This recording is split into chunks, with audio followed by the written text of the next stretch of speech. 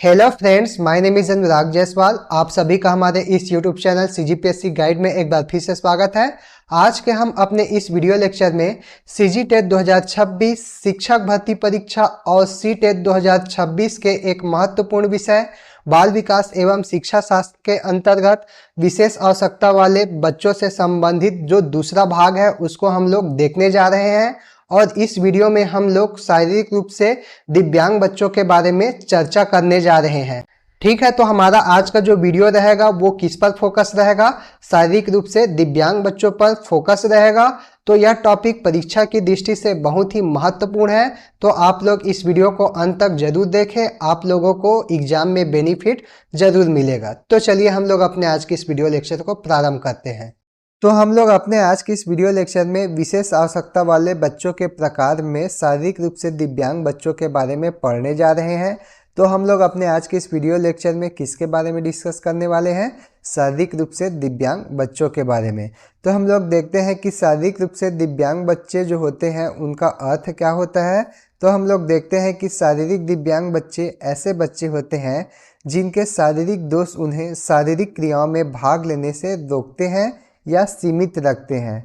देखिए, शारीरिक दिव्यांग बच्चों का अर्थ उन बच्चों से है जिनके शरीर में कोई शारीरिक दोष या अक्षमता होती है जो उन्हें चलने फिरने, उठने बैठने या कोई भी शारीरिक क्रिया करने से रोकता है या बाधित करता है। इन दोषों के कारण उन्हें दैनिक गतिविधियों को करने में कठिनाई होती है और अक्सर सहायक उपकरणों की उन लोगों की आवश्यकता होती है।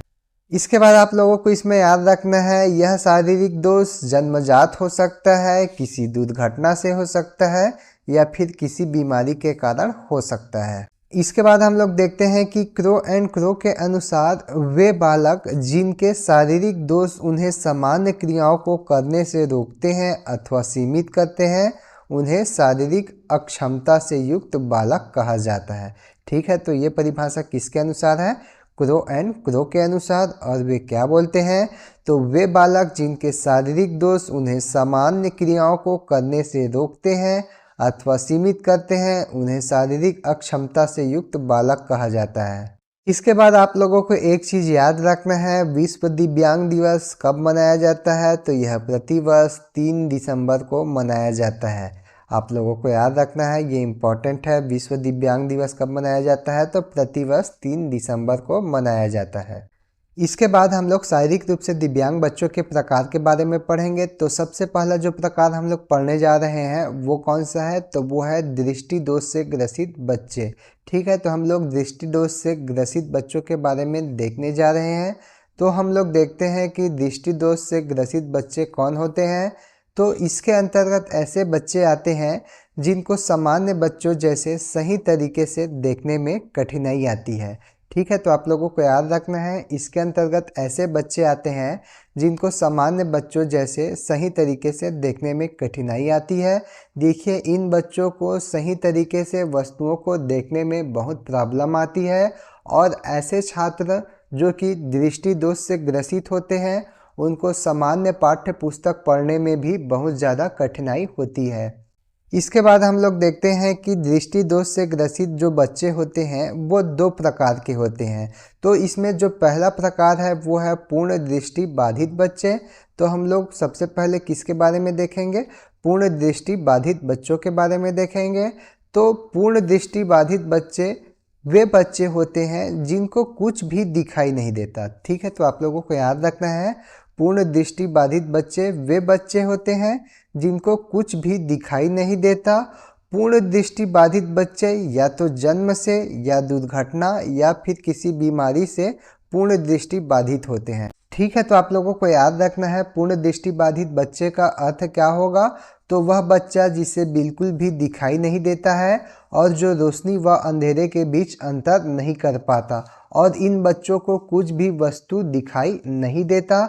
इसके बाद आप लोगों को याद रखना है, ये बच्चे अपनी अन्य इंद्रियों जैसे सुनने और छूने के माध्यम से दुनिया को समझते हैं। इसके बाद हम लोग देखेंगे कि पूर्ण दृष्टि बाधित बच्चों की शिक्षा व्यवस्था किस प्रकार से होनी चाहिए। तो इसमें हम लोग पहला चीज़ देखेंगे, ब्रेल पद्धति से शिक्षा देना चाहिए। ठीक है, तो हम लोग पहला चीज़ क्या देखने जा रहे हैं? ब्रेल पद्धति। तो हम लोग देखते हैं कि इस पद्धति का आविष्कार लगभग 1821 ईस्वी में फ्रांस के नेत्रहीन शिक्षाविद लुईस ब्रेल ने किया था। ठीक है, तो आप लोगों को याद रखना है ब्रेल पद्धति का आविष्कार कब हुआ था, 1821 ईस्वी में। और बहुत जगह पर आप लोगों को 1824 और 1830 भी देखने को मिलेगा। तो आप लोग एग्जाम में क्या ऑप्शन देता है उसके हिसाब से आंसर लेंगे। इसके बाद आप लोगों को याद रखना है ब्रेल पद्धति का आविष्कार किसने किया था, तो लुईस ब्रेल ने किया था। और वो कौन से देश के रहने वाले थे, तो वो फ्रांस देश के रहने वाले थे। इसके बाद हम लोग देखेंगे कि ब्रेल लिपि एक मोटे कागज पर लिखी जाती है जिसमें एक नुकीली चीज से बिंदुओं को उकेरा जाता है। ठीक है, आप लोगों को याद रखना है ब्रेल लिपि एक मोटे कागज पर लिखी जाती है जिसमें एक नुकीली चीज से बिंदुओं को उकेरा जाता है तथा इन्हीं बिंदुओं पर उंगलियों के सहारे इसे पढ़ा जाता है। इस विधि को क्या बोला जाता है, ब्रेल विधि कहते हैं। तो आप लोगों को याद रखना है ब्रेल लिपि एक मोटे कागज पर लिखी जाती है जिसमें एक नुकीली चीज से बिंदुओं को उकेरा जाता है तथा इन्हीं बिंदुओं पर उंगलियों के सहारे इसे पढ़ा जाता है। इसके बाद हम लोग देखेंगे कि यह लिपि 6 बिंदुओं के उपयोग से 64 अक्षर और चिन्ह वाली लिपि पर आधारित थी। यह 6 बिंदु 2 स्तंभ में होती है। तो आप लोगों को याद रखना है जो यह लिपि है वो 6 बिंदुओं और 2 स्तंभों के माध्यम से कितने अक्षरों का निर्माण करती है, 64 अक्षर और चिन्ह का निर्माण करती है। तो आप लोगों को याद रखना है यह लिपि 6 बिंदुओं के उपयोग से 64 अक्षर और चिन्ह वाली लिपि पर आधारित थी। और यह जो 6 बिंदु है वो 2 स्तंभों पर स्थित होते हैं और इसी के माध्यम से 64 अक्षरों का निर्माण किया जाता है। अब हम लोग देखेंगे कि यह कंप्यूटर के प्रयोग से भी लिखी जाती है। इसके बाद हम लोग देखेंगे कि विश्व ब्रेल दिवस 4 जनवरी को मनाया जाता है। आप लोगों को याद रखना है विश्व ब्रेल दिवस कब मनाया जाता है, तो 4 जनवरी को मनाया जाता है। और आप लोगों को याद रखना है विश्व ब्रेल दिवस 4 जनवरी को क्यों मनाया जाता है, क्योंकि इस दिन लुईस ब्रेल का जन्म दिवस होता है। तो आप लोगों को इसको याद रखना है। मैं आप लोगों को ब्रेल पद्धति से संबंधित एक चित्र दिखाता हूँ। तो यहाँ पर जो आप लोगों को चित्र दिखाई दे रहा है वो ब्रेल लिपि से संबंधित चित्र है जिसमें बिंदुओं को क्या किया गया है, उकेरा गया है और इन्हीं बिंदुओं पर उंगलियों के सहारे इसे पढ़ा जाता है। तो इसको आप लोगों को देखना है। इसके बाद हम लोग जो दूसरा शिक्षा व्यवस्था देखने जा रहे हैं वो कौन सा है, तो वो है उपकरणों के माध्यम से। तो हम लोग देखते हैं कि पूर्ण दृष्टि बाधित बच्चे उपकरणों के माध्यम से कैसे शिक्षा प्राप्त करते हैं।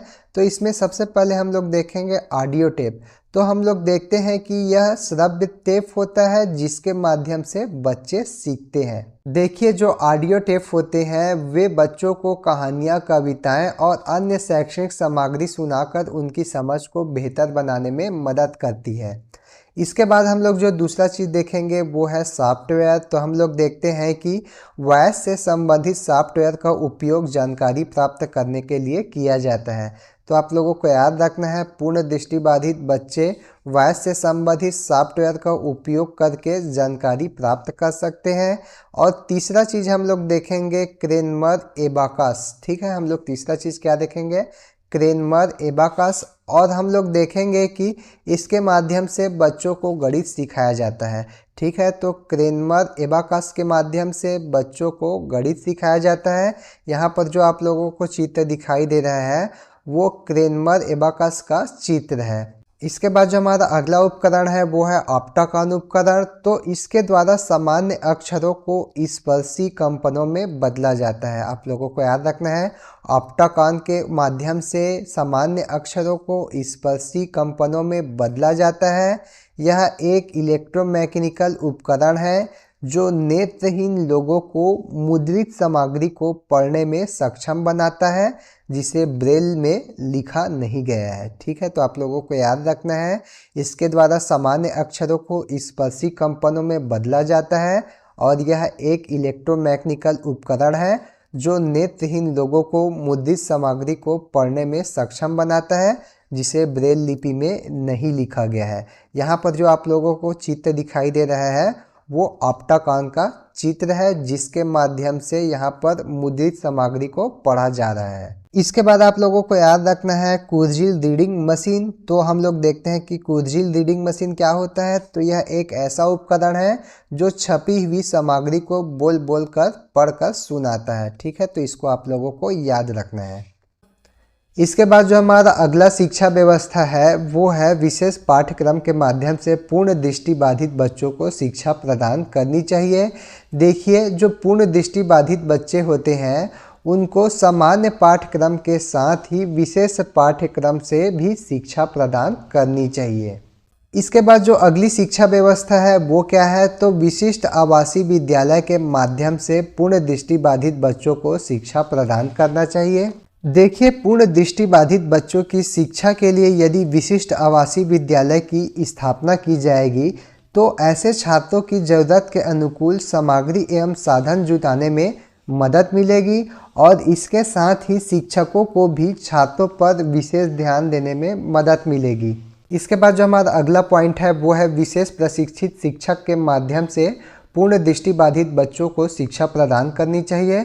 देखिए, जो पूर्ण दृष्टि बाधित बच्चे होते हैं उनकी शिक्षा के लिए विशेष प्रशिक्षित शिक्षक महत्वपूर्ण है, जो ब्रेल लिपि, सहायक तकनीक और अन्य विशेष शिक्षण रणनीतियों का उपयोग करते हैं। ये शिक्षक बच्चों के लिए सुलभ शिक्षण सामग्री जैसे ब्रेल में लिखी किताबें या ऑडियो बुक उपलब्ध कराते हैं और उनके कौशल और शैक्षणिक आवश्यकताओं के अनुसार पाठ्यक्रम को अनुकूलित करते हैं। ये शिक्षक बच्चों के विकास को सुविधाजनक बनाने के लिए माता पिता और अन्य पेशेवरों के साथ मिलकर काम करते हैं, जिससे वे अपनी पढ़ाई और दैनिक गतिविधियों में सफल हो सकते हैं।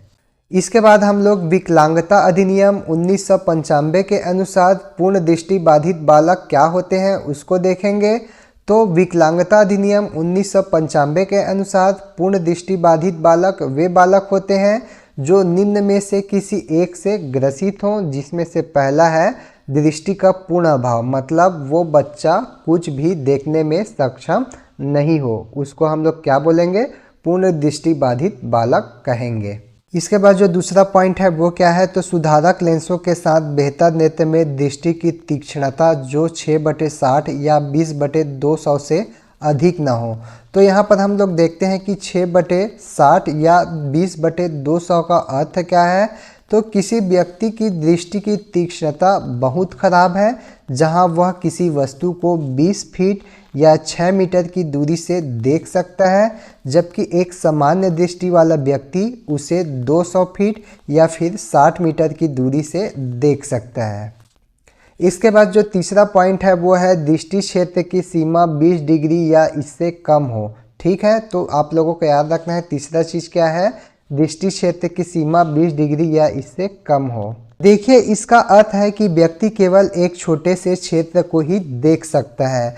तो हम लोग देखेंगे कि विकलांगता अधिनियम 1995 के अनुसार पूर्ण दृष्टि बाधित बालक वे बालक होते हैं जो कि ये जो तीनों जो पॉइंट दिए हैं उनमें से किसी एक से ग्रसित हो, तो वो क्या कहलाएगा, पूर्ण दृष्टि बाधित बालक कहलाएगा। इसके बाद हम लोग दृष्टि दोष से ग्रसित बच्चों का जो दूसरा प्रकार देखेंगे वो कौन सा है, तो वो है आंशिक दृष्टि से बाधित बच्चे। तो हम लोग देखते हैं कि आंशिक दृष्टि से बाधित बच्चे कौन होते हैं। तो आंशिक दृष्टि बाधित बच्चे का मतलब है एक ऐसा बच्चा जिसकी दृष्टि पूरी तरह से ठीक ना हो, लेकिन फिर भी वह कुछ हद तक देख सकता है। ठीक है, तो आप लोगों को याद रखना है आंशिक दृष्टि बाधित बच्चे का मतलब है एक ऐसा बच्चा जिसकी दृष्टि पूरी तरह से ठीक ना हो, लेकिन फिर भी वह कुछ हद तक देख सकता है। इसके बाद हम लोग आंशिक दृष्टि बाधित बच्चे की पहचान निम्नलिखित प्रकार से कर सकते हैं। तो हम लोग देखते हैं कि ऐसे बच्चे जो बार बार अपनी पलक झपकते हैं वो आंशिक रूप से दृष्टि बाधित हो सकते हैं। उसके बाद हम लोग जो दूसरा देखते हैं कि ऐसे बच्चे जो बार बार अपनी आँखों को मलते हैं वे भी आंशिक रूप से दृष्टि बाधित हो सकते हैं। तीसरा चीज़ हम लोग देखेंगे ऐसे बच्चे जिनकी आँखें लाल हैं वो भी आंशिक रूप से दृष्टि बाधित हो सकते हैं। चौथा चीज़ हम लोग देखेंगे, ऐसे बच्चे जो पुस्तक तथा अन्य वस्तुओं को अपने आँखों के पास ले जाकर पढ़ता है या देखता है तो वो भी आंशिक रूप से दृष्टिबाधित हो सकता है। पांचवा चीज़ हम लोग देखेंगे कि ऐसे बच्चे जो श्याम पट्ट पर लिखे हुए को नोटबुक में नहीं उतार पाते, वो भी आंशिक दृष्टि बाधित बच्चे हो सकते हैं। इसके बाद हम लोग देखेंगे कि कार्य निष्पादन परीक्षण द्वारा भी आंशिक दृष्टिबाधित बच्चों की पहचान की जा सकती है। इसके बाद आप लोगों को याद रखना है, कक्षा प्रेक्षण द्वारा भी आंशिक रूप से दृष्टिबाधित बच्चों की पहचान की जा सकती है। और लास्ट में आप लोगों को याद रखना है, नेत्र जांच द्वारा आंशिक दृष्टिबाधित बच्चों की पहचान की जा सकती है। इसके बाद हम लोग देखेंगे कि आंशिक रूप से दृष्टिबाधित बच्चों की शिक्षा व्यवस्था किस प्रकार से होनी चाहिए। तो हम लोग पहला चीज़ देखेंगे कि सामान्य दृष्टि वाले बच्चों की तरह ये बच्चे स्पष्ट रूप से नहीं देख पाते हैं और उन्हें अपनी शेष दृष्टि का उपयोग करने के लिए हमें बड़े प्रिंट, मैग्नीफायर, त्रिआयामी मानचित्र, चार्ट या अन्य दृश्य सहायक उपकरणों या सॉफ्टवेयर प्रदान करनी चाहिए। ठीक है, तो आप लोगों को याद रखना है, सामान्य दृष्टि वाले बच्चों की तरह ये बच्चे स्पष्ट रूप से नहीं देख पाते हैं और इनकी मदद करने के लिए हम लोगों को इन बच्चों को बड़े प्रिंट, मैग्नीफायर, 3D मानचित्र, चार्ट या अन्य दृश्य सहायक उपकरणों या सॉफ्टवेयर प्रदान करनी चाहिए जिससे कि वे अपनी शेष दृष्टि का उपयोग कर सकें। इसके बाद हमें दूसरा चीज़ याद रखना है, कक्षा सामग्री छात्रों के अनुकूल होना चाहिए, कक्षा में पर्याप्त रोशनी होना चाहिए, श्याम पट्ट छात्रों को अच्छे से दिख सके। तो आप लोगों को याद रखना है, आंशिक दृष्टि बाधित बच्चों की शिक्षा के लिए हमें क्या करना चाहिए, छात्रों के अनुकूल कक्षा सामग्री होना चाहिए, कक्षा में पर्याप्त रोशनी होना चाहिए और श्याम पट्ट छात्रों को अच्छे से दिख सके, ऐसी व्यवस्था होनी चाहिए। तीसरा चीज़ हम लोग देखेंगे कि इन बच्चों को सामान्य दृष्टि वाले बच्चों द्वारा विषय को बार बार दोहराने और सुनने के लिए प्रेरित करना चाहिए। ठीक है, तो आप लोगों को याद रखना है, इन बच्चों को सामान्य दृष्टि वाले बच्चों द्वारा विषय को बार बार दोहराने और सुनने के लिए प्रेरित करना चाहिए। तो इतना चीज़ आप लोगों को क्या चीज़ में याद रखना है, आंशिक दृष्टि बाधित बच्चों की शिक्षा में याद रखना है। इसके बाद हम लोग एक पॉइंट और याद रखेंगे कि राष्ट्रीय दृष्टि बाधितार्थ संस्थान कहाँ स्थित है, तो ये देहरादून में स्थित है। इसको भी आप लोगों को अच्छे से याद रखना है, राष्ट्रीय दृष्टि बाधितार्थ संस्थान कहाँ है, तो ये देहरादून में स्थित है। इसके बाद हम लोग शारीरिक रूप से दिव्यांग बच्चों के प्रकार में जो अगला प्रकार देखने जा रहे हैं वो है श्रवण बाधित दिव्यांग बच्चे। तो अब हम लोग श्रवण बाधित दिव्यांग बच्चों के बारे में विस्तार से पढ़ेंगे। तो हम लोग देखते हैं कि श्रवण बाधित दिव्यांग वे बच्चे होते हैं जिनकी सुनने की क्षमता कम होती है या पूर्ण रूप से समाप्त हो चुकी है। ऐसे बालकों को सुनने में कठिनाई का सामना करना पड़ता है। तो आप लोगों को याद रखना है, श्रवण बाधित दिव्यांग वे बच्चे होते हैं जिनकी सुनने की क्षमता कम होती है या पूर्ण रूप से समाप्त हो चुकी है और ऐसे बालकों को सुनने में कठिनाई का सामना करना पड़ता है। इसके बाद हम लोग देखेंगे कि विकलांग व्यक्ति अधिनियम 1985 के अनुसार श्रवण अक्षमता से तात्पर्य है संवाद संबंधी रेंज की आवृत्ति में बेहतर कर्ण में 60 डेसिबल या अधिक की हानि। ठीक है, तो आप लोगों को याद रखना है, विकलांग व्यक्ति अधिनियम 1995 के अनुसार श्रवण अक्षमता से तात्पर्य है संवाद संबंधी रेंज की आवृत्ति में बेहतर कर्ण में 60 डेसिबल या अधिक की हानि। इसका तात्पर्य होता है कि एक व्यक्ति जो कि 60 डेसिबल या उससे अधिक की ध्वनि को स्पष्ट रूप से नहीं सुन पाता, वो श्रवण बाधित दिव्यांग की श्रेणी में आता है। इसके बाद हम लोग देखेंगे कि इस प्रकार के बच्चे या व्यक्ति लगभग 5 फीट की दूरी पर हो रही बातचीत को सुन पाने में कठिनाई महसूस करते हैं। ठीक है, तो आप लोगों को याद रखना है, इस प्रकार के बच्चे या व्यक्ति लगभग 5 फीट की दूरी पर हो रही बातचीत को सुन पाने में कठिनाई महसूस करते हैं।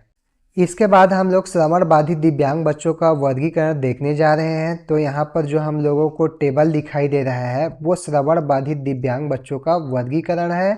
इस वर्गीकरण में जो पहले स्तर में किसको शामिल किया गया है, तो कम बाधित वाले बच्चों को इसमें शामिल किया गया है। जो कि 35 से 54 डेसिबल तक की आवाज़ को सुनने में उनको समस्या आती है। और इनका जो श्रवण बाधित प्रतिशत कितना है, तो ये है 40%। वहीं दूसरे स्तर में श्रवण बाधित के कौन से प्रकार को शामिल किया गया है, तो मन बाधित वाले बच्चों को शामिल किया गया है, जो कि 55 से 69 डेसिबल तक की आवाज़ को सुनने में परेशानी अनुभव करते हैं। और इनमें जो श्रवण बाधित का प्रतिशत है वो है 40 से 50%। जबकि तीसरे स्तर में गंभीर बाधित वाले बच्चों को शामिल किया गया है, जो कि 70 से 89 डेसिबल तक की आवाज़ को सुनने में परेशानी अनुभव करते हैं। और इनका जो बाधित प्रतिशत है वो है 50 से 75%। जबकि चौथे स्तर में पूर्ण बाधित बच्चों को शामिल किया गया है, जो कि 90 से 100 डेसिबल तक की आवाज़ को सुनने में परेशानी अनुभव करते हैं। और इनका श्रवण बाधित का प्रतिशत 100% है। इसके बाद हम लोग श्रवण बाधित दिव्यांग बच्चों के दिव्यांग होने का कारण देखेंगे। तो जो पहला कारण है वो है आनुवांशिकता।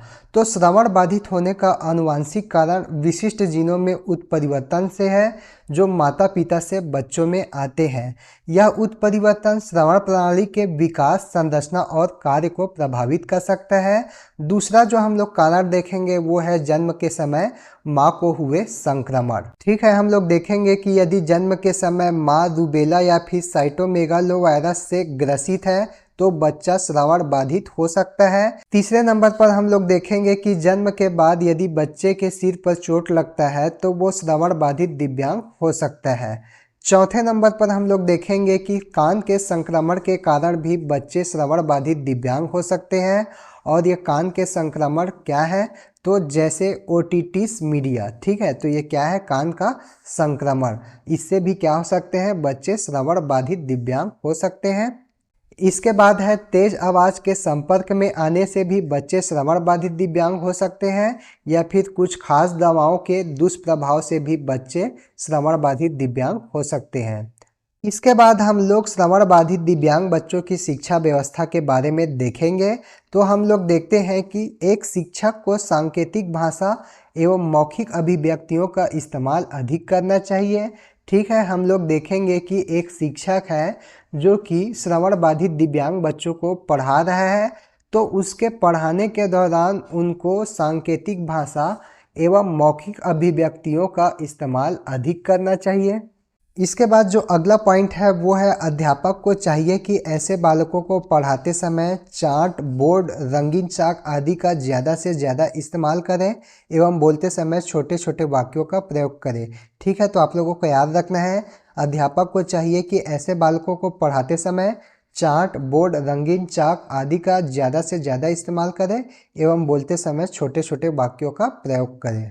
इसके बाद हम लोग देखेंगे कि जिन बालकों को श्रवण बाधिता बहुत अधिक है और वे सामान्य बालकों के साथ नहीं पढ़ सकते हैं, तो उन बालकों को विशेष स्कूल में पढ़ाना चाहिए। ठीक है, इसको भी आप लोगों को याद रखना है। जिन बालकों को श्रवण बाधिता बहुत ज़्यादा है और वे सामान्य बालकों के साथ पढ़ने में सहज महसूस नहीं कर पा रहे हैं, तो उन बालकों को विशेष स्कूल में पढ़ाना चाहिए। इसके बाद हम लोग देखेंगे कि कक्षा में इन बालकों को आगे बैठाना चाहिए, कमरे में आवाज़ गूंजनी नहीं चाहिए और हाथ, उंगलियों तथा बाजू आदि का प्रयोग शब्दों या वाक्यों के लिए करना चाहिए।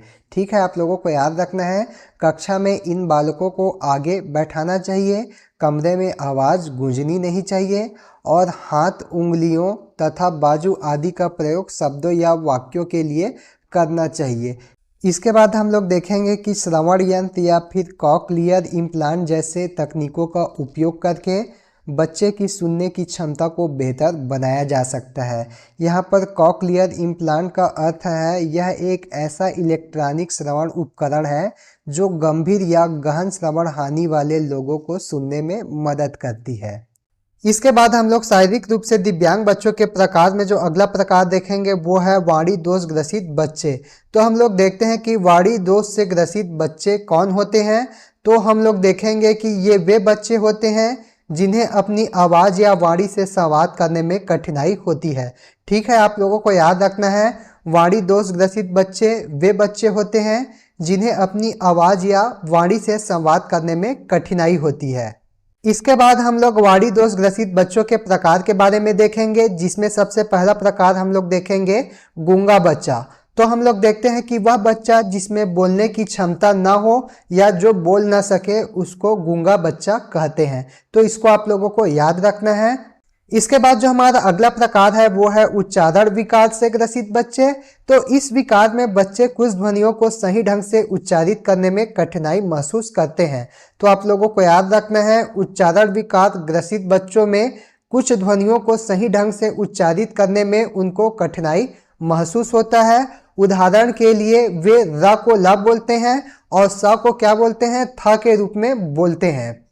इसके बाद जो हमारा अगला प्रकार है वो है प्रवाह विकार से ग्रसित बच्चे। तो इन विकारों में वाणी के प्रवाह में रुकावटें आती है, जैसे कि हकलाना। तो हम लोग देखते हैं कि प्रवाह विकार से जो ग्रसित बच्चे होते हैं उनके वाणी के प्रवाह में रुकावटें आती है और इसके अंतर्गत हकलाना को शामिल किया जाता है। इसके बाद जो हमारा अगला प्रकार है वो है स्वर विकार से ग्रसित बच्चे। तो हम लोग देखते हैं कि इसमें बच्चों की आवाज़ की पिच, मात्रा या गुणवत्ता प्रभावित होती है। उदाहरण के लिए आवाज़ का कर्कश होना, तनावपूर्ण होना या बहुत तेज या धीमा होना स्वर विकार के अंतर्गत आता है। इसके बाद हम लोग वाणी दोष ग्रसित बच्चों की शिक्षा व्यवस्था के बारे में बात करेंगे। तो हम लोग देखेंगे कि वाक भाषा चिकित्सा, जिसको अंग्रेजी में स्पीच लैंग्वेज थेरेपी बोला जाता है, तो वाक भाषा चिकित्सा नियमित अभ्यास और सहायक तकनीकों का उपयोग करके इन बच्चों की संवाद क्षमता और शैक्षणिक प्रदर्शन को सुधारा जा सकता है। इसके बाद हम लोग देखेंगे कि इसके अतिरिक्त बच्चे की व्यक्तिगत आवश्यकताओं के अनुसार शिक्षा की व्यवस्था की जानी चाहिए। इसके बाद हम लोग शारीरिक रूप से दिव्यांग बच्चों के प्रकार में जो अगला प्रकार देखेंगे वो है अस्थि बाधित दिव्यांग बच्चे। तो हम लोग देखते हैं कि अस्थि बाधित दिव्यांग बच्चे वे बच्चे हैं जिनकी हड्डियों, जोड़ों या मांसपेशियों में कोई दोष या क्षति होती है, जिससे उनकी शारीरिक गतिविधियों में समस्याएं आती है। ठीक है, तो आप लोगों को याद रखना है, अस्थि बाधित दिव्यांग बच्चे वे बच्चे हैं जिनकी हड्डियों, जोड़ों या मांसपेशियों में कोई दोष या क्षति होती है, जिससे उनकी शारीरिक गतिविधियों में समस्या आती है। इन बच्चों को चलने फिरने, शरीर के अंगों को हिलाने डुलाने में कठिनाई हो सकती है। इन समस्याओं के कई कारण हो सकते हैं, जैसे जन्मजात विकृति, आनुवांशिक कारण, दुर्घटना, बीमारी या फिर चोट हो सकते हैं। इसके बाद हम लोग देखेंगे कि अस्थि बाधित दिव्यांग बच्चों की शिक्षा व्यवस्था किस प्रकार से हो सकती है। तो हम लोग देखेंगे कि अस्थि बाधित दिव्यांग बच्चे के लिए शिक्षा व्यवस्था में शारीरिक सुविधाएं, सहायक उपकरण, व्यक्तिगत शिक्षण योजना और सामाजिक सहायता शामिल है। इसमें स्कूल में रैंप, रेलिंग और सुलभ कक्षाएं, व्हील चेयर और वैसाखी जैसे उपकरण और शिक्षकों व सहपाठियों का सहयोग आवश्यक है। तो इतना चीज़ आप लोगों को अस्थि बाधित दिव्यांग बच्चों से संबंधित याद रखना है। तो यह था हमारा आज का वीडियो लेक्चर, जिसके अंतर्गत हम लोगों ने बाल विकास एवं शिक्षा शास्त्र के अंतर्गत विशेष आवश्यकता वाले बच्चों के बारे में पढ़ा है, जो कि यह हमारा दूसरा वीडियो था और इसमें हम लोग शारीरिक रूप से दिव्यांग बच्चों के बारे में अध्ययन किया है। यदि आप लोगों को यह वीडियो पसंद आता है तो इस वीडियो पर लाइक और कमेंट करना ना भूलें, हमारे इस चैनल को सब्सक्राइब करें और इस वीडियो को अपने दोस्तों के बीच में ज़्यादा से ज़्यादा शेयर कीजिए। आज के लिए बस इतना ही, धन्यवाद।